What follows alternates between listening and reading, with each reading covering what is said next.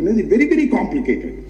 మరి కాంప్లికేటెడ్ అయినప్పుడు బఫూన్ ఎందుకు తీసుకున్నావు నువ్వు ఎందుకు ఆ శాఖను ఎంచుకున్నావు? మరి నీకు ఏమీ తెలియనప్పుడు, నీకు అంత కాంప్లికేటెడ్ అయినప్పుడు నువ్వు ఆ శాఖకు సంబంధించి ఏ రోజైనా సరే ప్రెస్ మీట్ పెట్టావా? పోలవరానికి పోయి నువ్వు ఏ రోజైనా ప్రెస్ మీట్ పెట్టావా?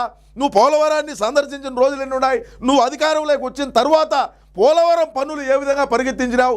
ఆడ ఒక తట్టడు మట్టేసినటువంటి పాపాలు మనం పోయినావా అని రాష్ట్రంలో ఉండేటువంటి ప్రజలు ఈరోజు అనుకుంటున్నారు. ఎందుకంటే వెరీ వెరీ కాంప్లికేటెడ్ అంటున్నావు. కాంప్లికేటెడ్ అయినప్పుడు నేను మింగలేను, నాకు సంబంధం లేదు, నాకు ఈ శాఖ వద్దండి, నాకు ఏదన్నా ఇవ్వండి, నాకు ఇప్పుడు నేను ఏ శాఖ ఇచ్చినా కూడా నేనేం చేయలేను, నేనేం పరిస్థితి నాది కాదు, అది నేను చేసేవాడిని కాదు, నాకంత దమాకు లేదు, నాకంత గుజ్జు లేదు అని చెప్పి ఏదో కొద్దిగా ప్యాకేజ్ తీసుకొని కొద్దిగా ఆర్థికంగా ఏదన్నా ఇది కావచ్చు కదా బాగా అంటే ఇప్పుడు అయినావులే కాదని చెప్పడం వల్ల అంటే మనం అధికారంలోకి వచ్చినాక